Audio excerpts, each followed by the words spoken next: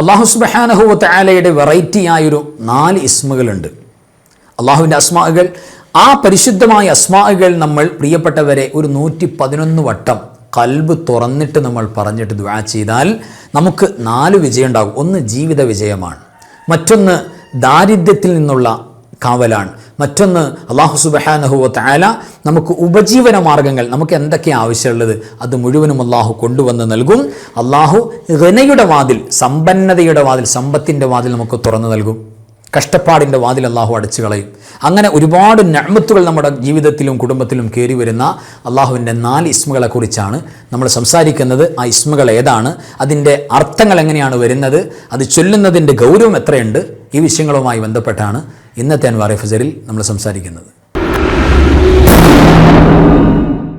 അസ്സലാമു അലൈക്കും വറഹ്മത്തുള്ളാഹി വബറകാതുഹു. ബിസ്മില്ലാഹി വൽഹംദുലില്ലാഹ് വസ്സലാത്തു വസ്സലാമു അലാ അഷ്റഫി റസൂലില്ലാഹ് വഅല ആലിഹി വസഹ്ബിഹി അജ്മഈൻ അൽ ഫായിസീന ബിറിദല്ലാഹി മാ ബഅദ്.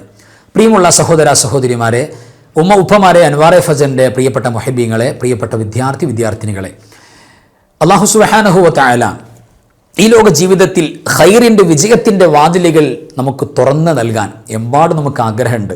വിജയത്തിൻ്റെ കവാടങ്ങളൊക്കെ തുറന്നു കിട്ടണം, പരാജയത്തിൻ്റെ കവാടങ്ങളെല്ലാം അടഞ്ഞു പോകണം, ദാരിദ്ര്യത്തിൻ്റെ കവാടങ്ങൾ എന്നേക്കുമായി നമ്മുടെ ലൈഫിൽ നിന്ന് അടഞ്ഞു കിടക്കണം. നമുക്ക് ആഗ്രഹമുണ്ട് ഗൈനയുടെ വാതിൽ തുറക്കണം, ഐശ്വര്യത്തിൻ്റെ, സമ്പത്തിൻ്റെ, സാമ്പത്തികമായ ഒരു സ്റ്റാൻഡേർഡ്, മറ്റൊരാളുടെ മുന്നിൽ ആവശ്യങ്ങൾ പറയാതെയും കടം വാങ്ങാതെയും ഒരു റാഹത്തുള്ള ജീവിതം നമുക്ക് വേണം.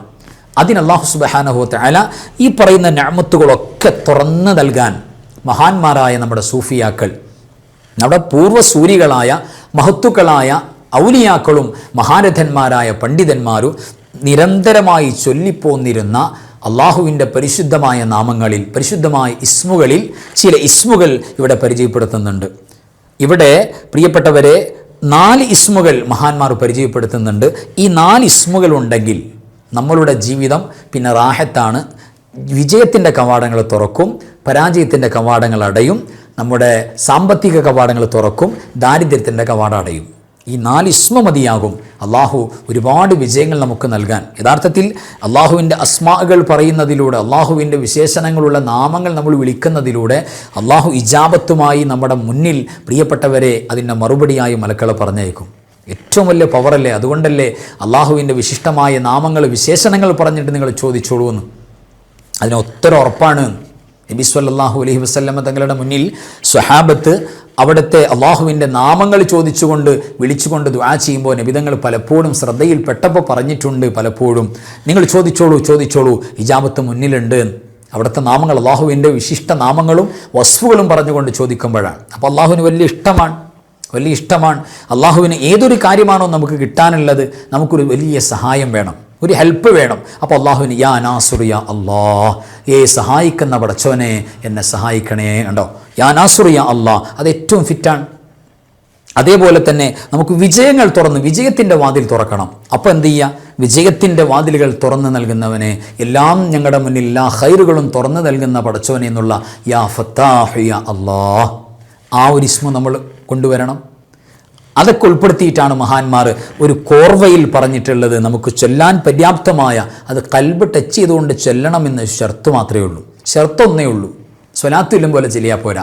സ്വലാത്ത് ചൊല്ലും പോലെ നമ്മൾ സ്വലാത്ത് ചൊല്ലും പോലെ ചൊല്ലിയാൽ ഈ ദിക്റുകൾ, ഈ അസ്മാകൾ ഫലം ചെയ്യൂല എന്ന് പറഞ്ഞാൽ, സ്വലാത്ത് നമ്മൾ പ്രത്യേക നിയ്യത്ത് വെച്ചില്ല, പ്രത്യേക ഇഖ്ലാസ് കൊണ്ടുവന്നില്ല, ഖൽബിൽ ടച്ച് ചെയ്തില്ല, വെറുതെ എങ്ങനെ ചൊല്ലിപ്പോയി, എന്നാൽ സ്വലാത്തിന് കൂലി കിട്ടും. ഇതിന് കൂലി കിട്ടില്ല, ഇത് കബൂലാവില്ല. ഇത് നമ്മുടെ ഹൃദയസ്പർശിയായിട്ട് തന്നെ നമ്മുടെ ഖൽബ് ടച്ച് ചെയ്യണം. ഖൽബിന് പ്രസൻസ് വേണം, ഹുദൂറുൽ ഖൽബ് വേണം. അപ്പോൾ നല്ല മനസാന്നിധ്യത്തോടെ അതിൻ്റെ അർത്ഥം ചിന്തിച്ചിട്ട് അങ്ങോട്ട് ചോദിക്കുക. മഹാന്മാരോട് പറഞ്ഞു, യാ ഫത്താഹ് യാ റസാഖ് യാ കരീമു യാ വഹാബ്. അങ്ങനെ എമ്പാടും ഒരു 111 വട്ടം മഹത്തുക്കൾ, അയിമത്ത്, നമ്മുടെ ഉലമാക്കൾ, സൂഫിയാക്കൾ അതിനെ അദദ് വരച്ച് കാണിച്ചിട്ടുണ്ട്.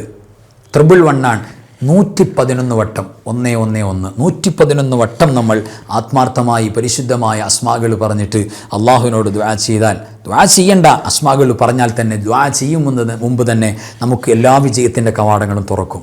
എവിടെയാണോ വിജയം വേണ്ടത് ആ വിജയങ്ങൾ തുറക്കും. ഇപ്പോൾ മക്കൾക്ക് സ്റ്റഡി, കച്ചവടക്കാർക്ക് അവരുടെ കച്ചവടം, കുടുംബക്കാർക്ക് കുടുംബത്തിലെ വിജയം.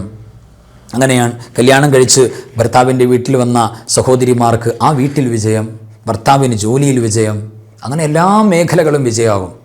സ്ഥാപനത്തിൽ വിജയം, അങ്ങനെ ഓരോ മേഖലകളെയും ആരാ ചൊല്ലുന്നത് അവർക്ക് അവരുടേതായ മേഖലയിൽ അള്ളാഹു ഉറപ്പായിട്ടും വിജയം കൊടുക്കും. പിന്നെ എവിടേക്കാണോ നിയ്യത്തുള്ളത് ആ വിജയം കൊടുക്കും. അപ്പോൾ യാ ഫത്താഹു യാ റസാഖു യാ കരീമു യാ വഹാബ്, ആ ഒരു അസ്മാകൾ നമ്മൾ ധാരാളമായി ചൊല്ല. യാ ഫത്താഹു, വിജയങ്ങൾ തുറന്നു നൽകുന്നവനെ, എല്ലാ ഖൈറുകളും തുറന്നു നൽകുന്ന പടച്ചോനെ യാ ഫത്താഹ് ഉണ്ടോ. അതേപോലെ തന്നെ യാ റസാഖ്, റിസ്ക് നൽകുന്ന ഉപജീവന മാർഗം, ഞങ്ങൾക്ക് ജീവിക്കാൻ എന്തൊക്കെയാണ് ആവശ്യം അത് മുഴുവനും നൽകുന്ന റബ്ബേ യാ റസാഖ്, വല്ലാത്ത പേരാണ് യാ റസാഖ്. യാ കരീമു, മാന്യനായവനെ, മാന്യത കാണിക്കുന്നവനെ, അള്ളാഹുവിൻ്റെ വലിയ ഔദാര്യം മാന്യത നമ്മുടെ മേൽ കാണിക്കും. പടച്ചവൻ ഒരുപാട് കറമ് നൽകും, നമുക്ക് ഒരുപാട് സ്ഥാനങ്ങൾ നൽകും. യാ വഹാബ്, ദാനമായി നൽകുന്നവനെ, ഓശാരമായി ഒന്നും പ്രത്യുപകാരം വേണ്ട, നിസ്കാരം കിട്ടിയിട്ട് വേണ്ട, നോമ്പ് കിട്ടിയിട്ട് വേണ്ട, ഖുർആൻ ഓത്ത് കിട്ടിയിട്ട് വേണ്ട, ഒന്നും പടച്ചവന് 10 പൈസ കൊടുക്കണ്ട, ഫ്രീ ആയിട്ട് ഇങ്ങോട്ട് നൽകും. യാ വഹാബ്, യാ വഹാബ്, നല്ല പേരാണല്ലോ അബ്ദുൽ വഹാബ്. എല്ലാം ദാനം ചെയ്യുന്ന, കയ്യും കണക്കും നോക്കാതെ ദാനം ചെയ്യുന്ന അള്ളാഹുവിൻ്റെ അടിമ, അതാണ് അബ്ദുൽ വഹാബ്. കുട്ടികൾക്ക് പേരിടാൻ നല്ല പെർഫെക്റ്റ് പേരാണ് അബ്ദുൽ വഹാബ്, ഭയങ്കര പവറല്ലേ. അപ്പോൾ അങ്ങനെയെല്ലാം ചെയ്യുന്ന പടച്ചോനെ എന്നാണ്. ഒരു 111 വട്ടം നമ്മളൊരു നിയ്യത്ത് വെച്ചിട്ട് ചൊല്ലിയിട്ട് നമ്മുടെ ജീവിതത്തിൽ ഒരു 7 ദിവസമോ 11 ദിവസമോ 21 ദിവസമോ 41 ദിവസമോ നമ്മളിങ്ങനെ റെഗുലറായിട്ട് പതിവാക്കി നോക്കി, പിന്നെ ഇത് ഒഴിവാക്കാൻ തോന്നില്ല. ഇത് ലൈഫിൽ എപ്പോഴും ഇങ്ങനെ ഉണ്ടാവും. അത് മഹാന്മാർ ചൊല്ലിയിട്ടുള്ള, നമ്മുടെ കുടുംബങ്ങളിൽ പ്രയാസോ വിഷമങ്ങളൊക്കെ വന്നാൽ നമ്മൾ നമ്മുടെ നാട്ടിലുള്ള പഴയ കാരണവന്മാരായ സൂഫിയാക്കളോടോ ഉസ്താദുമാരോടോ ഔലിയാക്കളോടോ വിഷയങ്ങളോ എന്ന് പറയുമ്പോൾ അവർ ചൊല്ലാൻ നമ്മളോട് പറയുന്ന വിറുതുകളിൽ ഏറ്റവും പ്രധാനപ്പെട്ട ഏതുണ്ടാവും? ഈ ഇസ്മടങ്ങുന്ന ദിക്കറുകൾ ഉണ്ടാവും. അപ്പോൾ പഴയകാലം മുതൽക്കേ നമ്മൾ ഏറ്റവും കൂടുതൽ ഉപയോഗിച്ചു കൊണ്ടുവന്ന ഹദീസിൽ ഒരുപാട് മഹത്വങ്ങൾ പറഞ്ഞിട്ടുള്ള നാമങ്ങളായി പറയുന്നത് യാ ഫത്താഹു യാ റസാഖു യാ കരീമു യാ വഹാബ്. അപ്പോൾ കൽബറിഞ്ഞിട്ട് ഇത് പതിവായി ഒരു 111 വട്ടം ചൊല്ലാനുള്ള ഒരു മനസ്സ് പ്രിയപ്പെട്ടവരെ നമ്മളെല്ലാവരും കൊണ്ടുവരണം. അത് വിജയിക്കാൻ അള്ളാഹു തൗഫീഖ് കൊടുത്ത ആളുകൾക്ക് അതിന് താല്പര്യം ഉണ്ടാവുള്ളൂ, അതിലേക്ക് മനസ്സ് വരികയുള്ളൂ. അള്ളാഹു നമുക്ക് ഇരുലോക വിജയം നൽകട്ടെ, ഖബർ വിജയം നൽകട്ടെ, നമ്മുടെ ജീവിതത്തിൻ്റെ എല്ലാ മേഖലകളും അള്ളാഹു വിജയിപ്പിക്കട്ടെ. എന്തെല്ലാം പ്രയാസങ്ങളും വിഷമങ്ങളും നമ്മുടെ ജീവിതത്തിലുണ്ടോ അത് പടച്ചോൻ തരുന്ന പ്രയാസവും വിഷമവും അല്ലാതെ പടപ്പുകൾക്കൊന്നും ചെയ്യാൻ പറ്റില്ല. അള്ളാഹുവിനെ അത് പരിഹരിക്കാൻ പറ്റുള്ളൂ. അള്ളാഹുവെ, നീ അസ്മാകളുടെ ബർക്കത്ത് കൊണ്ട് നിൻ്റെ ഫത്താഹ് എന്ന് പറയുന്ന, റസാഖ് എന്ന് പറയുന്ന, കരീം എന്ന് പറയുന്ന, വഹാബ് എന്ന് പറയുന്ന ആ അസ്മാകളുടെ ബറക്കത്ത് കൊണ്ട് എല്ലാം പരിഹരിച്ചു തരണേ പടച്ചോനെ. ദുആ ചെയ്യാൻ ആരെല്ലാം എങ്ങനെയെല്ലാം ഏൽപ്പിച്ചിട്ടുണ്ടോ അതെല്ലാം നീ നടത്തി കൊടുക്കണേ പടച്ചോനെ. എല്ലാ വിഷമങ്ങളും മാറ്റി അപകടങ്ങളും അപകട മരണങ്ങളും ദുർമരണങ്ങളും എല്ലാം തുടച്ചു നീക്കി റാഹത്തുള്ള ജീവിതവും റാഹത്തുള്ള മരണവും റാഹത്തോടുകൂടെ നാളെ മഹ്ശറിൽ ഒരുമിച്ച് കൂടാനുള്ള ഭാഗ്യവും അള്ളാഹു ഞങ്ങൾക്കൊക്കെ നീ നൽകണേ പടച്ചോനെ.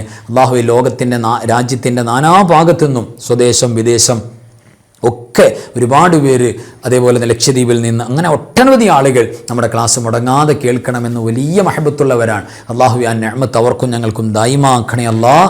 ആമീൻ യാ റബ്ബൽ ആലമീൻ. വആഖിറു കലാമി അൽഹംദുലില്ലാഹ്. അസ്സലാമു അലൈക്കും വറഹ്മത്തുള്ളാഹി വബറകാതുഹു.